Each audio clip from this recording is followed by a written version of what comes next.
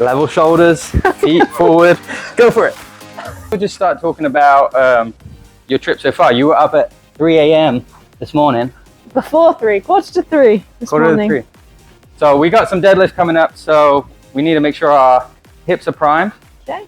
So you do this all the time. I do, like every time. But I like these warm-ups because they're easy to do, and they kind of set your pace for the workout. I can do them everywhere too, right? Like I take the bands with me when I travel, so it's an easy way to. Did you change? You've changed some release stuff. Yeah. Is that affected the way your leg swings? And because that was the cause of the issue, right? I don't really know what the cause of the issue was. I think it was from running back when I tried to run.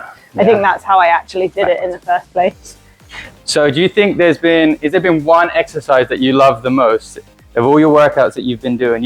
You've been with us like 3 years. We've been kind of training together in partnership. It's hard to pick a favorite, but I do like the bird dog row when I do it on a bench and I have the leg up. Yeah. That, like, for balance and core as well as the strength, I would say, like, I enjoy that one, and I don't enjoy it's very many exercises. Yeah, it's proprioception, like feeling your body, and it just challenges you so much that I agree. It's a great one to do. So do you feel that training has helped you on the lanes? Yeah, I would say so. I think especially with how our events are and the grueling kind of format. Like, we only bowl during the summer professionally, but it's very back to back to back. Yeah. So I think, when you bowl 12 games a day, and then you have to wake up the next day and bowl again, I think from an endurance standpoint it helps.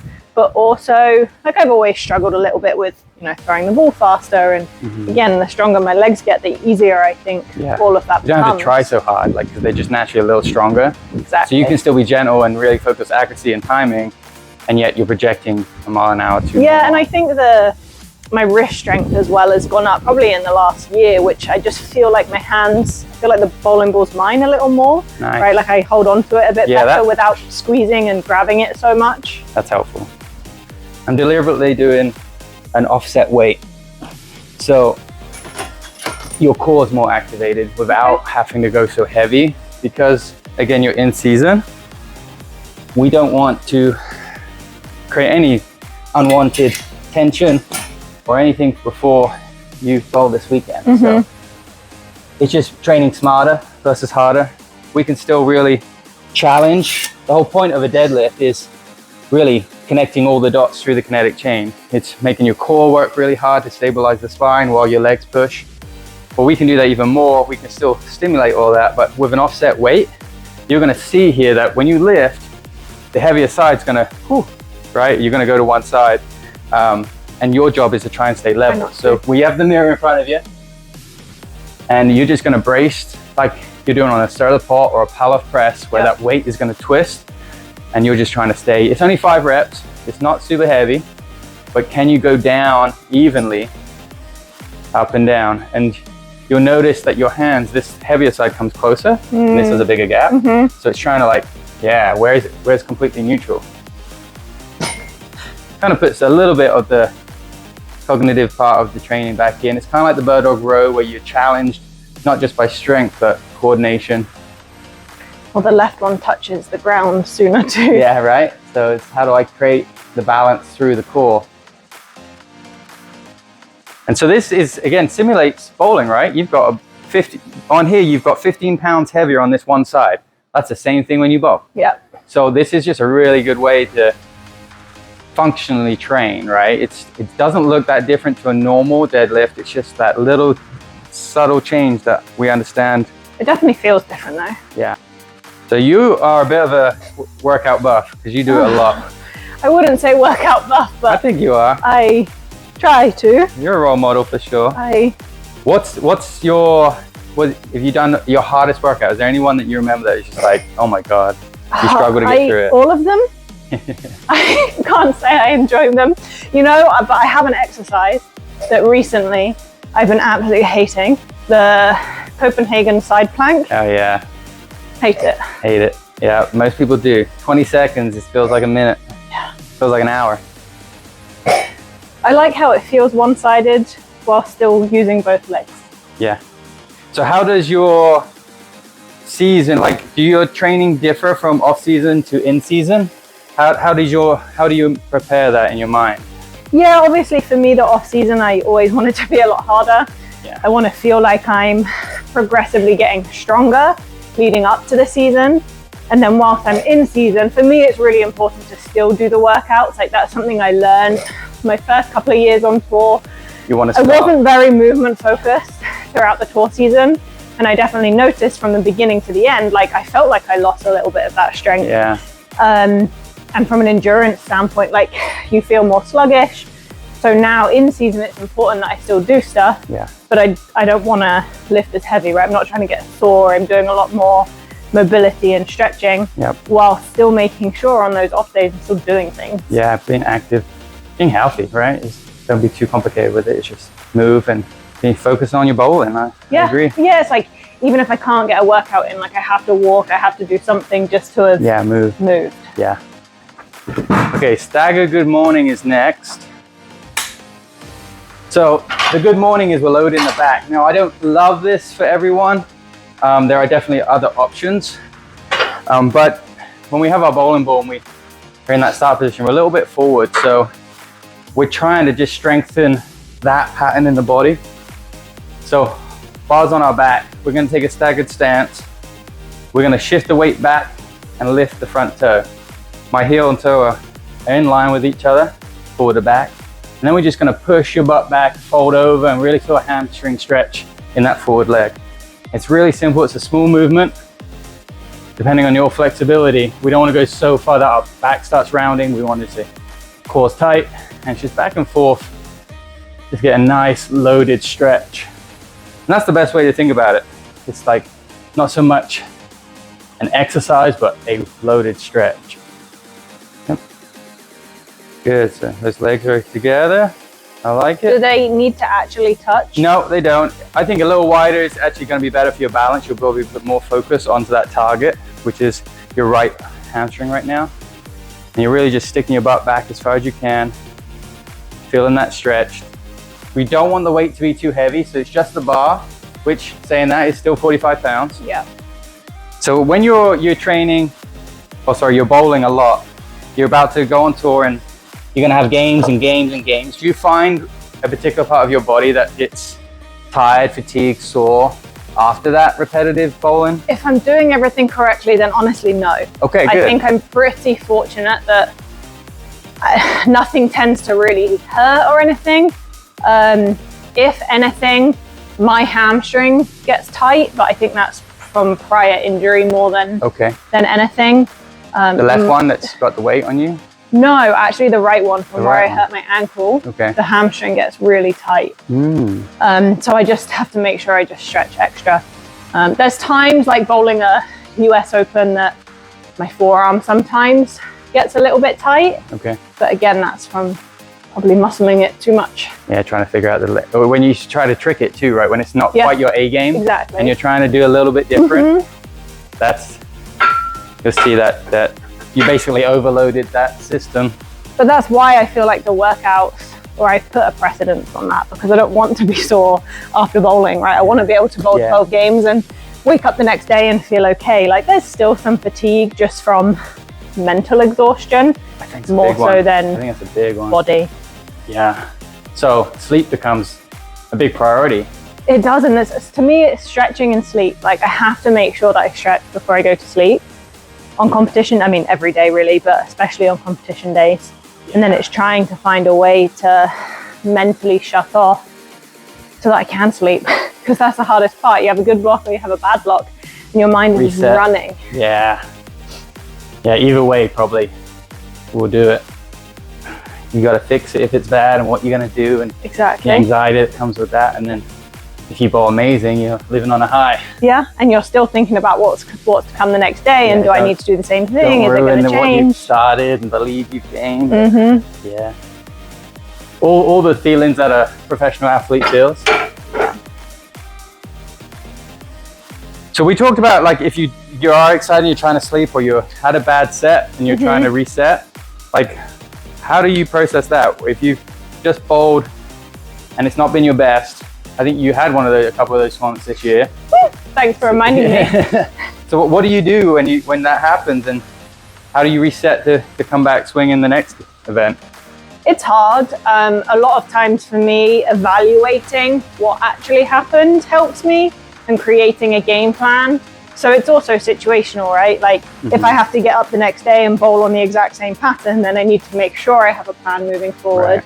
If I'm waking up the next day and bowling a whole new event that's on a completely different pattern, it's a little easier to reset because it is a new reset. So just kind of depends on the situation. But for me, evaluating what happened and also just forgetting, right? Kind of having that short-term memory in the sense of, okay, it's done. Yeah, you can't I can't change it now. As much as I would love to go back and redo things, you can't.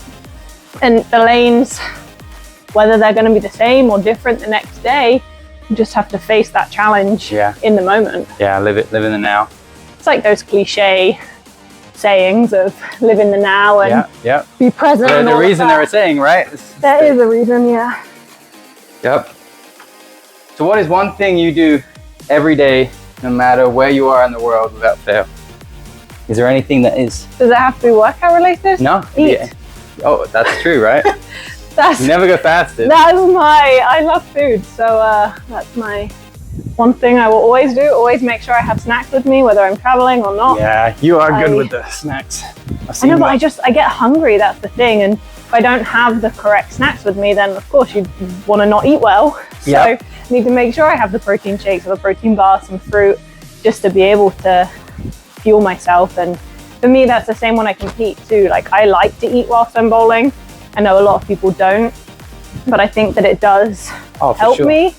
Not only as a little bit of a distraction, but also to be able to keep me going throughout. Keep you a little bit of energy, right? Yeah. You have a go-to? You have a protein bar that you like? Or? Right now I'm on RX bars. RX? But I go back and forth between different ones. Like I like to try all of the available ones and figure out We do that. A lot of my clients will bring in, different energy drinks when they come out. Like try this one, if we like it enough, we start stocking it. What about before a tournament? Do you have any rituals that you do to make sure that you're showing up for your best self? Rituals. I don't know if it's rituals so much as routine and making sure I'm prepared. Like I'm very much, I have all my accessories ready. Like so the A-type personality. Yeah, a little bit like that. Not necessarily OCD, but I'm very organized. And I feel like if I don't have the preparation, then it freaks me out. Yeah. Because I'm like, do I have it? Like. Yeah. You want to be putting yourself ready for success, and you're like, you don't want to be running around right before the event trying to catch up with what you should have done ahead of time. Exactly. And then prior to a tournament, like I have routines that I go through. I listen to a pep talk, I listen to music, I stretch. I have those things right before the event that I always do, and I try and keep consistent. Yeah, that helps, must work. And that's probably a journey that you've made over time, figuring out what works, right? You didn't suddenly just switch on and be like, okay, this is what I do. It's what does work for me, and then you may remove some things. 100%. I mean, how I am as a bowler now versus when I started on tour in 2017 is very different.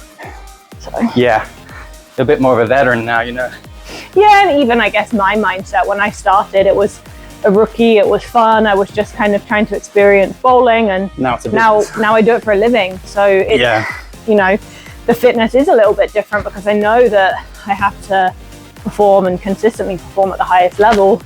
Well, that's what I'm trying to do. Right. Let's see if you're doing it all right. So are you a headphones person in the gym? Yeah, very much so. Is that so no one else bothers you, or just because you like the music? No, just I like the music. Yeah. What's your song? Or artist or album? I don't really. I listen to on Spotify. There's a Big Booty Mix, is what it's called. Big Booty Mix? Yeah, by two friends. Yeah, we were playing that this morning. Kind of a go-to. Now, do you look at the app and look at all the exercises ahead of time, and then you don't have to look at it as much when you're working out, or do you look at I look at every individually so I do the exercise, I input what weight I use, and then I hit next. Yep. I go to my next exercise, and I just go through that process. Obviously, from week in and week out, when the exercises are the same, I like tend to remember what's coming next. Yeah. But I'm still really bad. I wouldn't be able to remember what weight I used last week. So like I go and I look at the history of the weight. So the biggest thing for me, especially being by myself in the gym, is trying to go a little heavier, right? It's very easy even for now, I could go and pick up the 15 and just do that, and it's not necessarily pushing me. Yep. So by going back and looking at the previous ones, it at least accountable. Yeah. It's still not as good as having a trainer like make you go heavier, obviously.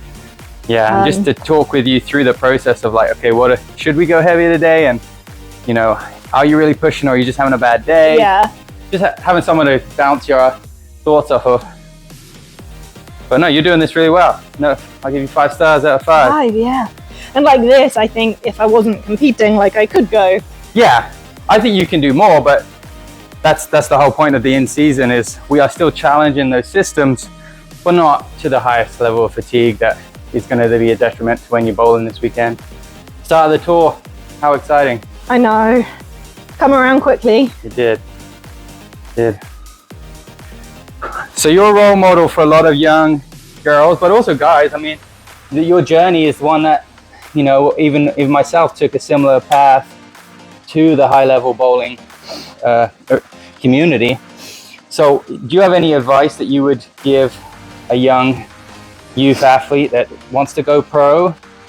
What would you say to them? I think just to continue working and find a coach that you can work with to put you on the right track. I'm a big believer in drills and following the process, and all of that becomes a lot easier if you have someone to guide you. And then of course, trying to compete as much as possible, even when you're a youth athlete.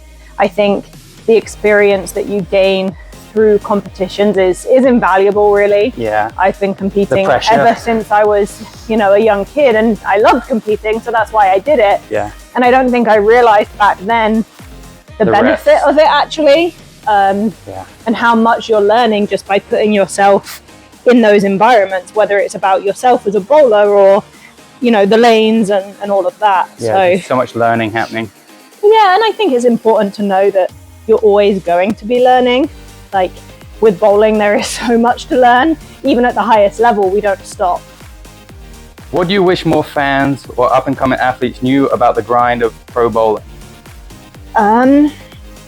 How difficult it is week in and week out to mentally deal with the highs, deal with the lows, right, and also deal with the travel and the schedule of going from event to event, trying to eat right, trying to get sleep, trying to work out, and then still trying to show up at the highest level and interact with people. You know, we have pro-ams, which is fantastic, and we get to give back to the sport. Yeah, but it's exhausting, right? It is exhausting. It's hard to do that alongside everything else. So, but I wouldn't change it, you know, and I know that all athletes go through that, and it's just not a side that you necessarily get to see. Yeah. Like, I think I try and show it a little bit through social media, but you still can't truly show anyone that. Yeah, they have to experience it. It's being at home and having a routine is a lot easier to achieve. Why it's even more important to get it there and be successful there. Because then when you go on the road, you got to try to replicate it. If you've got no practice and you don't have good habits, you're just setting yourself up for failure. So, yeah, I would agree with that. And you're right, when you bowl really good, you have those highs. The brightest lights cast the darkest shadows, right? So when you don't bowl good, then you've got to deal with all the mental that comes with not performing at your best. And I think people don't realize the ups and downs of professional sport. Some of those events to where we bowl back to back to back, it's like we finish the event and you have to get up the next morning and you have to bowl again, and it's a completely different event. And I'll never forget my second title that I won. I had that, it was in a classic series, so I won, and then the next day I'm bowling qualifying for the next tournament, and I'm like, you didn't really get to celebrate the win, and you kind of just have to forget about it. Unfortunately, I think the hardest part about the tour is it's squished into, you know, 6 weeks or so, isn't it? Even the guys tour, they have more events, which is nice, but they're squished into 3 months of the year, and then it's all over, and the amount of games they bowl. Yeah, but it works at the same time, because if you have 2 or 3 day break, well, what do you do during that time, right? If you're traveling from abroad, you're kind of stuck. So then you're staying in a hotel somewhere. Or same if, you know, from California to, I don't know, the East Coast, like those days in between are sometimes very inconvenient, that I would rather just be bowling. Yeah, just overstay in it. Nice, you don't even need no cueing, you know what you're doing.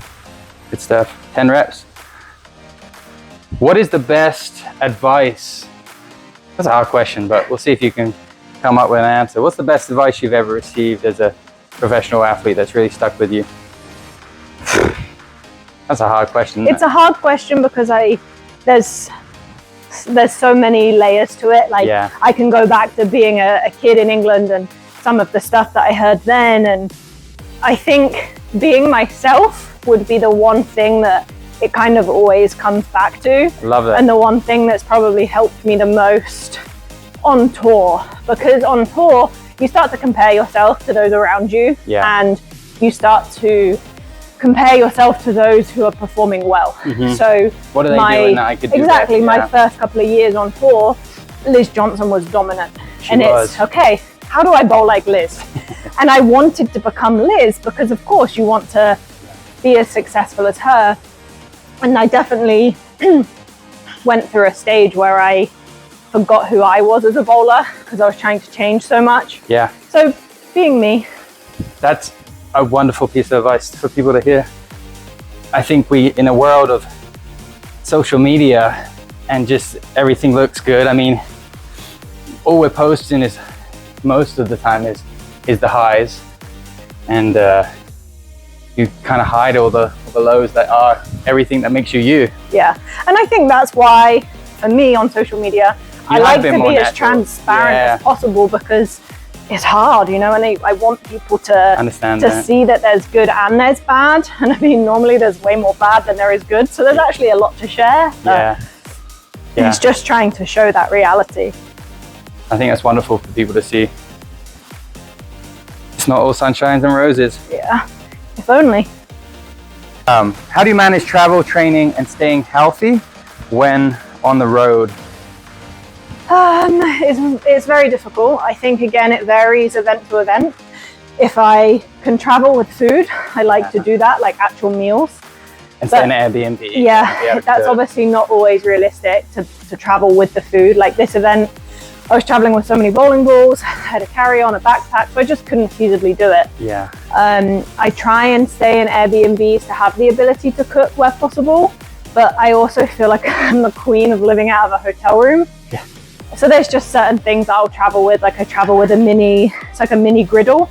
It's tiny, about this big, so I can cook eggs on it, I can heat up chicken. To me, that's like saved so much. Oh, lifesaver. I was in Reno for 2 weeks, you know, in a hotel room, and I only ate out maybe twice because you just go to Walmart and try and get things that are doable in a hotel room. Most hotels, thankfully, in the US have a microwave or something like that. And sometimes I'll try and find a hotel that has a mini kitchen. But again, I think it's also, I know that I'm going to be out. It's in the planning, so you know. It is in the planning, but it's also in that mental kind of decision, right? When I go to a restaurant and I sit down and I want to order the burger and chips, as I would say, or the unhealthy option, you have to choose not to. Right? And like, I love... Be conscious of that decision. Exactly. I love Thai food. And when we travel on tour, the girls that I room with, we always go to Thai. Like, it's the most common place that we'll go to. So I've had to learn to not order my typical noodles that I would love to order, and I just have chicken and vegetables, right? And that has to be the balance and the compromise, because I find if I do it once, I'll do it again and again and again. Slow. And if I just cut myself off and I'm like, no, not happening, I just have to. I think that for soda, for me, if I have a soda, I enjoy them, and I know they're not good, so I choose not to have it, because then you have one, you want to refill it. Right. That taste of sugar is so addicting, and everyone, you know, so many people are addicted to that type of food too. And then just having the snacks, right? Having the protein bar in the bag, so I don't crave. So if I want a piece of chocolate, well, I can actually just have half the protein bar, and it's going to be better for me than bar Cadbury's. I just don't buy any sweets, any candy bars, and then you won't be so tempted. Keep them out. So you got a big following online. how many followers do you have? You know, I don't know, like 80 something thousand on Facebook and wow, 76 or so on Instagram. You got some pretty loyal followers. I saw that you know, posting that you were coming here, the amount of comments that you tag us, and then it starts lighting up my social media. People are really following you. It's cool. They know a lot about what you're going on, and they want to see you be successful. What's something that might surprise a lot of people about you that they don't know? I'm really, I am, but I'm not a people person. You're not a people person? I'm not, like, That's effort, that's work. It's hard. Like, that's your job. I feel like I'm a very shy and reserved person. So being in those environments where I do a pro, I'm around so many people and I have to communicate so much, I actually find it very difficult. And I don't think a lot of people realize that because I do it so much. You do it well, it's so comfortable for you. It's not though. I'm glad it looks that way. That's your job, you're getting good at it, that's your career. So this is obviously replicating a little bit of the bowling position and then being able to have the strong forearm, bicep and shoulder kind of connecting the dots together there. You've got 3 words. Describe yourself. Ooh. 3 words. Let's go with dedicated. Love that. Authentic and humble. Oh, okay. I agree with those. They sound like you. Certainly all the characteristics I want in a role model that, you know, that the youth are following, and that's really what I think you do so well at, is you're known for around the world, is given a path. You give, you know, you're a role model. You're showing how this life can be done and what it takes. Yeah. And it's not easy, but I think, like you said, you're transparent with that and you're authentic with it. Well, I think for me growing up, like, I never dreamt of being a professional bowler because I had no idea it was a thing. Like, I didn't watch. Vienna was really that point for us. Yeah, I didn't really watch bowling growing up. Like, I don't know, I just feel like there wasn't that same access, right? Social media wasn't a thing. There were YouTube videos of bowling, but I was never really that. America too. Exactly. I wasn't really that aware of it. So I think now having this platform that's free to where I can reach people from America to Asia to wherever, I just want to show that it is possible to do it. And whether that's bowling or whether it's any sport, right? If you have some passion. Same principles apply. Exactly. If you have a passion for it, then you just follow that passion, right? And that there is going to be these next steps and next levels that you can take. It doesn't mean that it's going to be easy, but it's there. Right. But what I'm really looking at here is I'm building tension through the bicep, but really I'm holding shoulder position. And that's probably the biggest thing that connects in bowling. See, I'm dead again. Is you got this swing that should be free, but it still wants to be in line. You know, anytime you go right to left in a swing, I see as a disadvantage to your accuracy. And not just you, I mean any bowler. And so being able to hold position and hold tension while having this swing going really helps you increase that accuracy. And I think the hard part as well sometimes is we move our arm and we move the hand without even realizing. So if you don't have that awareness of what the body is doing, it feels like, then you're not going to be consistent because everything's moving. Yeah, I think the high level athletes, they're just more aware. Their proprioceptive skills, they understand tension. They understand what there's a difference in this feeling. There's a tightness. It's just those little, again, we call it tricking sometimes, where you trick the release and you're just doing these little motions that other people might not even know you did or feel if they try to do it, that are critical. Which sometimes is annoying because we do feel so much. Yeah, it can be a disadvantage. You can get confused in it. All right, pinch grip, suitcase carry. Let's see how these forearms can do. Squeeze. All right, level shoulders, feet forward. You done already? Squeeze. The thumb is really critical, I think, really squeezing. My thumb is tiny. It is.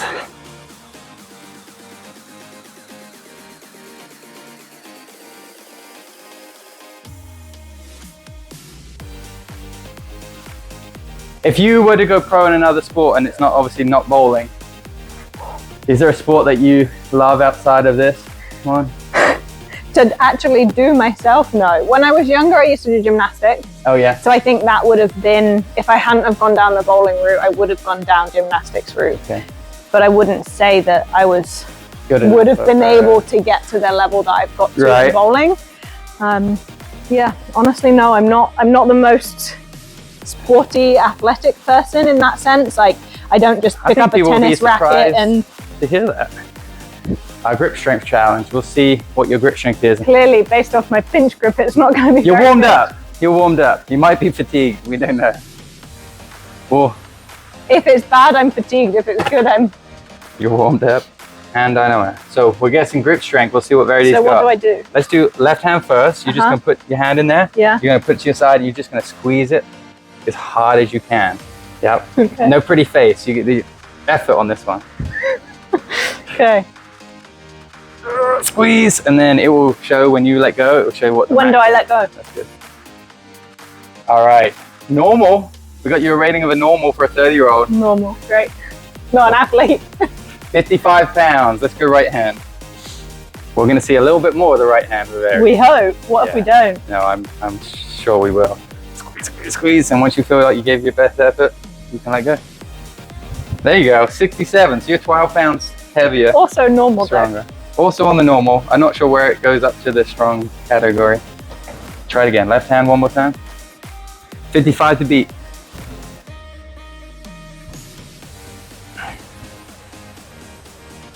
$57? Yeah, see, you're warming up. And right hand. We'll see if all our followers see if they can beat you. I'm sure they'll be able to. No, that was That was a lower. little lower. You did better on the first time. All right, Josh, you want to try this too? Yeah, you can come on camera. We got. Let's not. We don't need to. The most embarrassing thing just now. Now Josh is going to beat me. 140. 140. Josh got. Here's me at 60. 154. 154. I think I'm going again. You ready to see 320? 350. Did I hit start? 2 hands? Go for it. We didn't even get that with 2 hands. That's almost double your. Let's see, now you're strong. So I can currently, is it Carter Street? Who's winning our current one? Carter Street, if you know Team USA, he's a WSU bowler right now. He's got our record in here at 161. So let us know if you can beat that, and I'll send you some equipment packs. We'll put it online. Wasn't there some like rules to it? Like, yeah, you can kind of cheat it because it's like you jump and it's timing you how long you're up. It knows you're going up and then obviously back down with gravity. So it's figuring out some science and math to figure out your vertical jump. But if you were to like delay your landing by lifting your legs up higher than you typically would, then it's going to skew the results. so that's what I do. So, that's what you want for a good score. But yeah, you want to jump, keep the legs straight, and then come back down. And that way you can soften the knees obviously for landing, but having straight legs is going to give you a more accurate result. Okay. And yeah, you just give your best effort with a big jump. Yeah. We'll see. What do you think Verity can do? Maybe like this high, I think. One athlete. We got 16.3. Do it again. Let's see if we can do. You're going to get a little better. You're going to get springier in those ankles. My arms. 17.3. My arms. What do you do with them? Yeah, you're doing well. You start low and behind you. And then we want to project them up as high as we can, and we follow up with the torso. Nice. That felt longer. That was your shortest one. Okay. You're 17.3. All right, one more go. Big jump. 16.3. So we'll take 17. If you get 17, you are right.